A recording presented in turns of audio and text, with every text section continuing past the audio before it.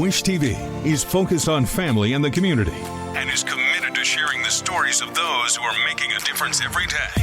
From the All Indiana Podcast Network and Wish TV, this is Behind the Eight Podcast with Wish TV's George Mallet. From Wish TV, I'm George Mallet, and this is Behind the Eight on the All Indiana Podcast Network. In a moment, I'll be joined by Alexis Rogers. Alexis has just completed an excellent series of reports on the murder of Emmett Till. In a moment, Alexis Rogers. What can 160 years of experience teach you about the future? A lot, especially when it comes to protecting what matters. At Pacific Life, we've helped people and businesses confidently embrace the future with life insurance, retirement income, and employee benefits. With strategies built on strength and trust, and a promise to be here for you today and tomorrow. Ask a financial professional how Pacific Life can help you today. Pacific Life Insurance Company, Omaha, Nebraska, and in New York. Pacific Life and Annuity, Phoenix, Arizona. Audible's romance collection has something to satisfy every side of you. When it comes to what kind of romance you're into, you don't have to choose just one. Fancy a dalliance with a duke, or maybe a steamy billionaire. You could find a book boyfriend in the city and another one tearing it up on the hockey field. And if nothing on this earth satisfies, you can always find love in another realm. Discover modern rom-coms from authors like Lily Chu and Ali Hazelwood, the latest romantasy series from Sarah J. Maas and Rebecca Yarros, plus Regency favorites like Bridgerton and Outlander. And of course, all the really steamy stuff. Your first great love story is free when you sign up for a free 30-day trial at audible.com/Wondery. That's audible.com/Wondery. And I am joined now by Alexis Rogers, who just completed, and I don't want to step outside the bounds of objectivity, but an excellent series of reports on Emmett Till. And I want to, throughout this discussion, encourage people who have yet to see it to go to our website, wishtv.com, and check it out. It is well worth the time.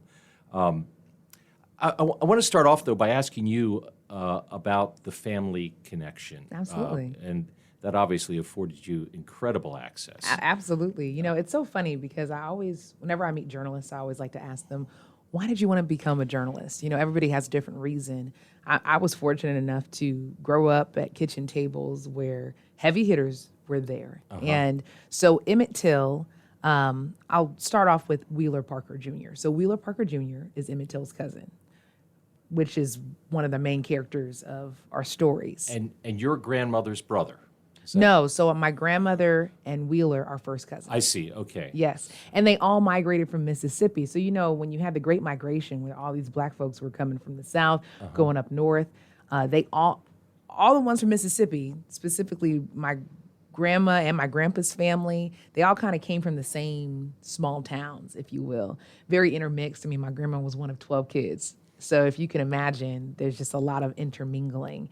And so that was my connection. You know, Wheeler was always around, and where Emmitt was on that week, my grandmother and all of them were just maybe a couple miles up the road. I mean, these were all kids that grew up together. Right. You know what I mean? So I grew up always hearing the story. And it's funny, you know, I grew up in the Chicago area, and we had to learn about Emmett Till. That was a part of our history curriculum. Mm-hmm. And I remember I came home one day and showed my mom the book, and I was like, hey, Mom, we're learning about Emmett Till today. And we started doing the homework assignment, and my mom was like, ooh, this is not correct.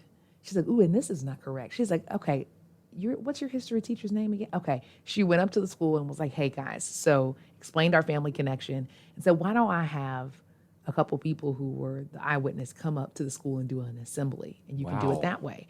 And that's how our journey of kind of telling this story started at a young age. You know, I mean, obviously as a kid, and I was always a history nerd, I loved it because here it was that, you know, my school district actually ended up stopped using the book that they were using at that point for that part of the curriculum. And I continued to bring them places. When I went to University of Missouri, I brought Wheeler Parker Jr., my grandma's cousin, as well as our other cousin, Simeon Wright, who, you know, for those of you who are familiar with the story, Uncle Mose Wright, is Simeon's father. So you have to remember, we're talking about a time where a lot of folks had kids that spanned across the ages. So you might have a 20-year-old and you might have an 8-year-old. So that's why it's hard for people to like continue looking at the family web, because Simeon is Wheeler's uncle. But Wheeler is like 7 or 8 years older than Simeon. You know what I mean? Yes. So, and they became great friends. So everyone, moved from Mississippi, so Money, Mississippi. Greenwood was like the big town that was all their small towns surrounded.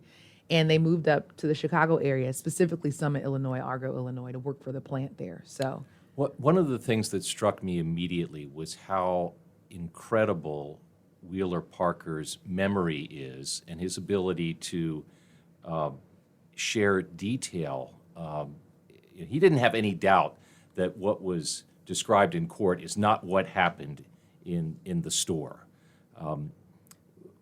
What is it like to talk to a guy who has such a vivid picture of history? It's interesting because I think I had to grow up a little bit to understand the gravity and the magnitude of what I had such easy access to, right? Because in my mind, that's cousin Wheeler. Yeah. That's cousin Simmy. Wheeler's a pastor. Simmy was a barber. Wheeler was a barber. And so a lot of times we would either be in church and our type of church is all day, honey. We'd be there all day, okay? And storytelling and having those conversations were normal. And it was interesting having him and Simmy around throughout my entire life, because they never forgot. I mean, it was so vivid, Yeah. And really their accounts of it was the only way that any of the adults that were involved understood what happened. I mean, you have Wheeler who went into the store first. Then you have Emmitt who came into the store. Then you have Wheeler who left the store but was like, we probably shouldn't leave Emmitt in there alone because he's just not used to being in the South. But he was okay because Simmy went in. Right. So, I mean, you have these two guys who vividly remember this what was supposed to be a very ordinary day after cotton picking for hours, going to the store. And so, I asked Wheeler that. I'm like, you're a seasoned chicken, as we like to call him. And he's like, but there's some things in life you just don't forget. And they've been very, they have been very involved in the federal investigation of this. They have been very involved in all of the trials that have happened, all of the inquiries that have happened, the books that have been written, the plays that have been written. I mean, this has become an American story. This is an American civil rights story. One of the things that Wheeler Parker remembers in particular was the palpable fear after whatever, the whistle. And he and Simeon knew that social norms for the South in that era had been broken, and they were scared. I mean, they knew. Yeah. They knew. I mean, you're talking about one of the things that we weren't able to include in the story, but, you have great conversations when you're interviewing people like Wheeler, right? And I remember talking to Wheeler, and anybody who can look at my family tree knows that we have a lot of different skin shades and tones. I mean, that's a very distinct feature of my family. And he was talking about how they had to even be careful of what they did on a day-to-day. He remembered when he used to live in Mississippi, his mom is very fair-skinned. It's a family trait. And they would look at him and then they would look at his mom and be like, well, who slept with somebody that they weren't supposed to? I mean, they could just be walking down the street. And if there was even a question, if this family or if there was some type of dealings going on that wasn't on the norm of what white folks in the South at that point, especially in Mississippi, felt like life should be like, it was going to be a problem. I mean, you didn't have to provoke anybody. If anybody even had a question, that was dangerous. It was dangerous for people to question. And so when he told me that, he was like, Alexis, that's how I grew up understanding the South. I grew up not walking on the same side of the street as, white people. And it was a way of life. It was how we were taught to survive. And it's so interesting. We think about kids, right? Like, I know you're a proud dad of a little guy, and you think about saving their innocence. And I think the thing you have to understand about the Deep South at this time, there was only so far that you can preserve anybody's innocence because it wasn't structured like that. One of the things that you don't hear in Wheeler's voice, but you suspect it has to be there, is anger. He describes things in great detail. Absent anger, is it there underneath? Or? You know, I've asked him before. I've asked Simeon before he passed a few years ago. And they both have told me in so many words. One, you know, we're all very adamant believers. I mean, our faith is very important to us all, especially to them. I mean, Wheeler's an entire pastor. Matter of fact, the church, fun side note for you, the church that we did the interview in, Argo Temple, is actually the church that got planted in Emmitt's grandmother's basement. Oh. And so it grew to be Argo Temple, and Mamie, Emmitt's mother, would speak there often. I mean, you know, again, you're talking about a family that grew up within blocks of each other. I mean, that was their safe space.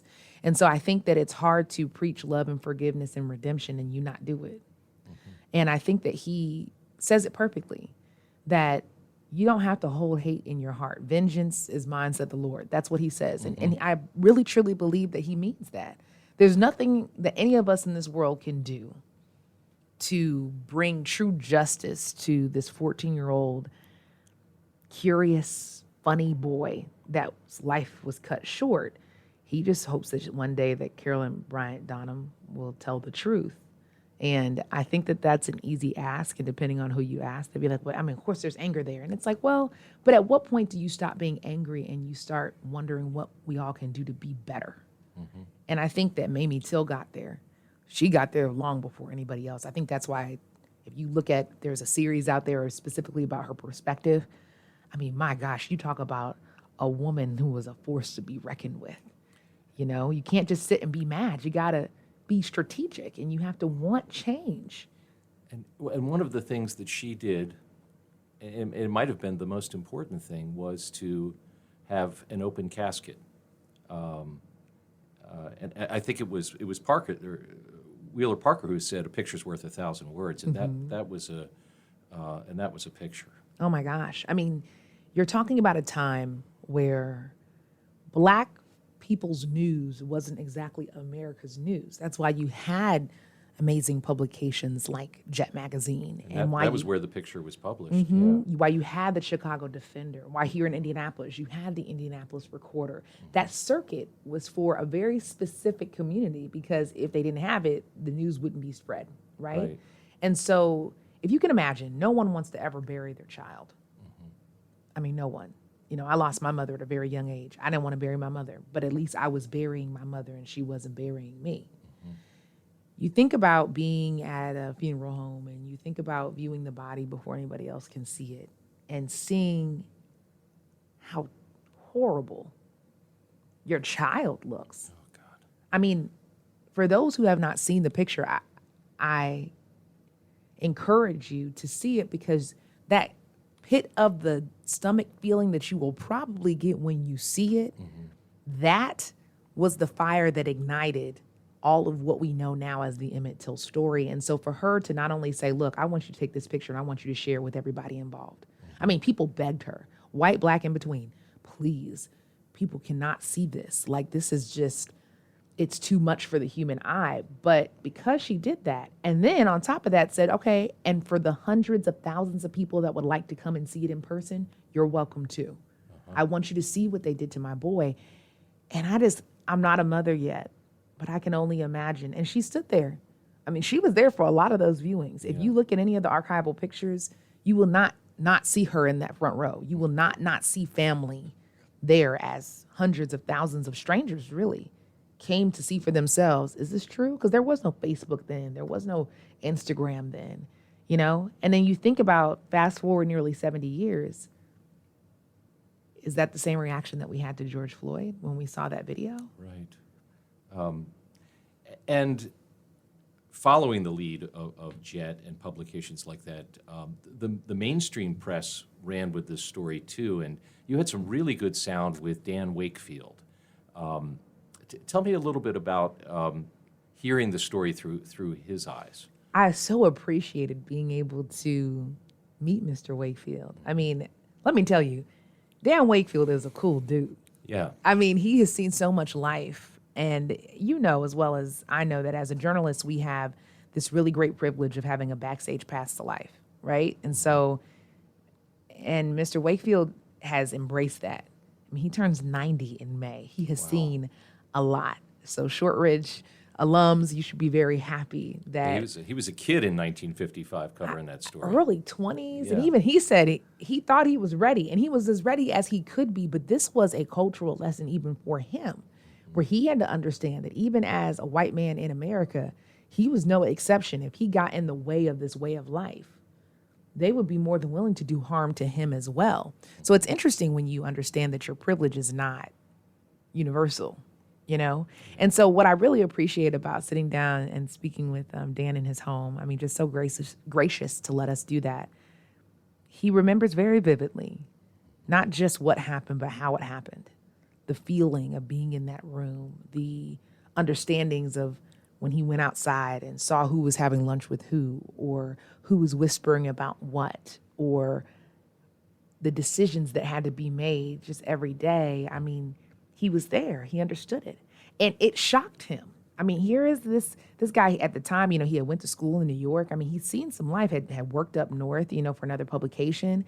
But he understood that this was going to be history, but also the things that back then people were like, oh, they would never do X, Y, Z. All of those ideas in his head were busted the moment that he, you know, made his way to Mississippi and really saw the way of life there, to the point where he never went back until this past week for a different project. I mean, he waited a long time. That's nearly 70 years to go back to a place. We're talking about a very well-traveled man here. Yeah. Because it made an impact. He said he never left. He left there never being the same. Yeah. Because anywhere else in America, he said it, anywhere else in America, this would have been an open and shut case. I want to ask you, you know, given that this is your family we're talking about, what is how optimistic are you going forward? I mean, we have seen this story, you know, it's different every time, but it's repeated itself, you know, right up until, I mean, I was in George Floyd's neighborhood the day after he died, and the anger that day before there were any protests was palpable. So how hopeful are you looking forward? I think it just depends on which lens I'm looking at, right?